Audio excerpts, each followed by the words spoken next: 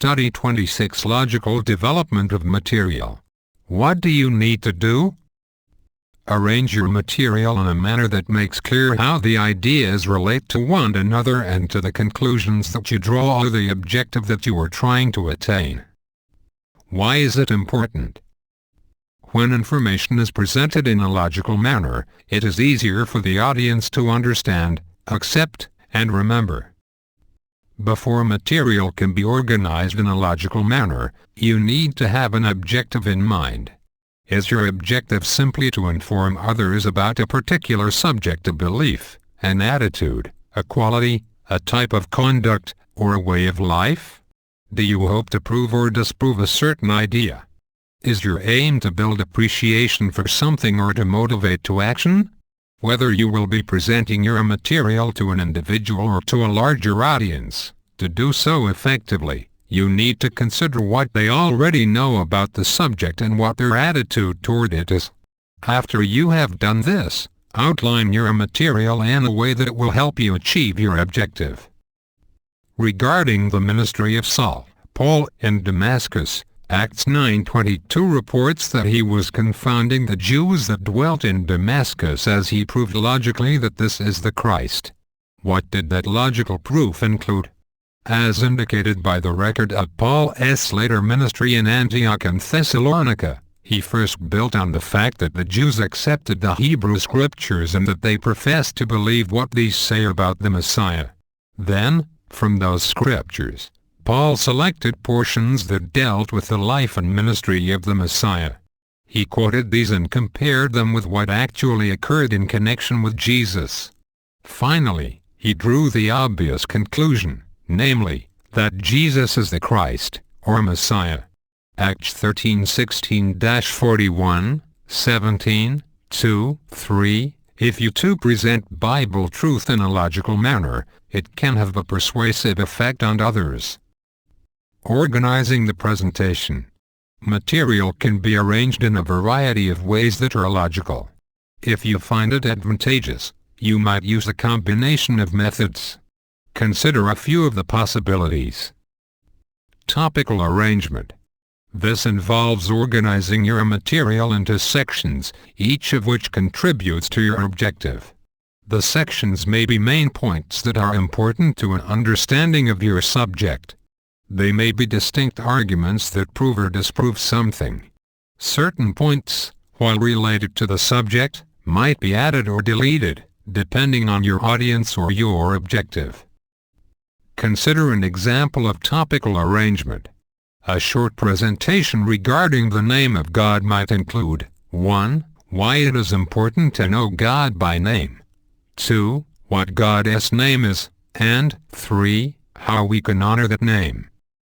Much can be learned about topical arrangement of material by examining publications that are designed by the faithful and discreet slave for use at home Bible studies. Matt.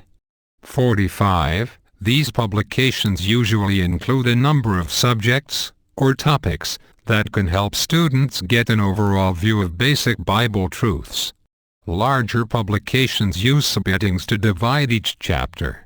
Each topic prepares the student for material that follows and contributes to the overall picture. Cause and effect. Reasoning from cause to effect is another method of presenting information in a logical way. If you are talking to a group or to individuals who need to consider more carefully the outcome of something that they are doing or that they plan to do, this approach could be effective. Proverbs chapter 7 provides an excellent example of this. It vividly describes how an inexperienced young man who is in want of heart, the cause, gets involved with a prostitute and suffers bitter consequences, the effect.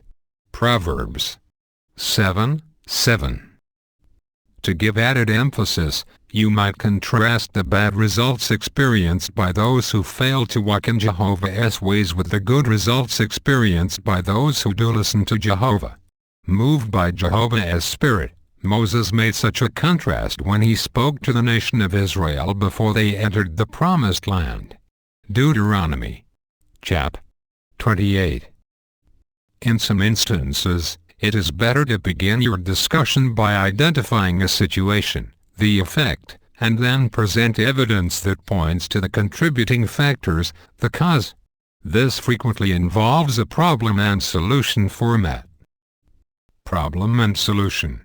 In the field ministry, when you discuss a problem that is of concern to people and show that there is a satisfying solution, this may encourage a person to listen. The problem may be one that you raise or something that the other person brings up. Such a problem may be the fact that people grow old and die, the prevalence of crime, or the existence of widespread injustice. No extensive discussion is needed to show that there is such a problem, for it is obvious. Simply begin with a reference to the problem, and then present the solution set out in the Bible.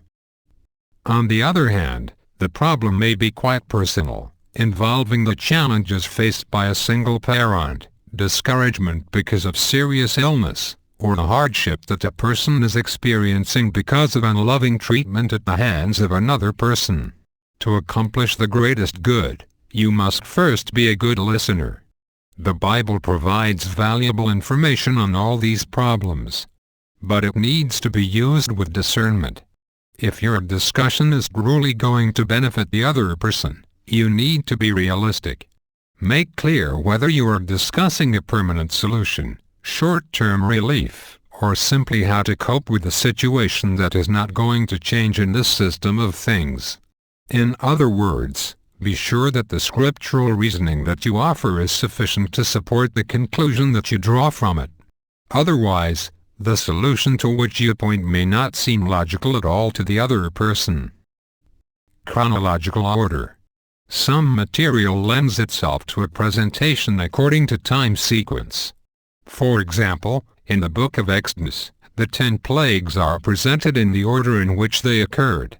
In Hebrews chapter 11, the Apostle Paul's listing of men and women of exemplary faith follows a chronological pattern.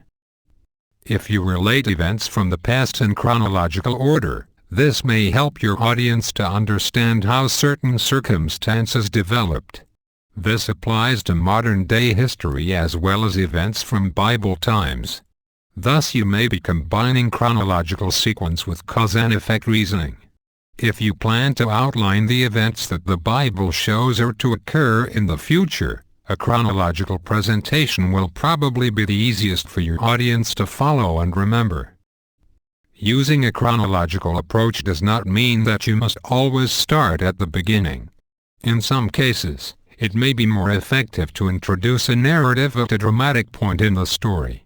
When relating an experience, for example, you may choose to tell about an occasion when someone's integrity to God was put to the test. Having aroused interest with that part of the narrative, you could state in chronological order the details that led up to it. Using only relevant material. No matter how you organize your material, be careful to use only what is relevant. The theme of your talk should have a bearing on your selection. The makeup of your audience should also be considered. For one audience a particular point may be vital, whereas for another group it may be superfluous. You must also be sure that all your material will contribute to accomplishing your objective. Otherwise, your presentation, while perhaps interesting, may lose its effectiveness. When doing research, you may find a lot of interesting material that is related to your subject. How much of it should you use?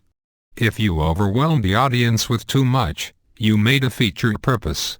A few main ideas that are well developed will be remembered more readily than a multitude of ideas presented in a rapid-fire manner. This does not mean that interesting sidelights should never be included. But do not let them becloud your objective. Note how such details were discreetly included in the Bible at Mark 7, 3, 4 and John 4, 1-3, 7-9. As you progress from one point to the next, be careful not to do it so abruptly that your audience loses the train of thought. In order for the ideas to work together effectively, you may need to provide a bridge from one idea to another. The bridge may be a clause or it may be a complete sentence that shows the relationship between the ideas.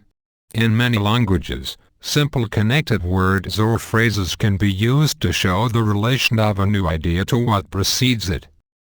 Using only relevant material and arranging it in logical order will help you accomplish your objective. Ask yourself,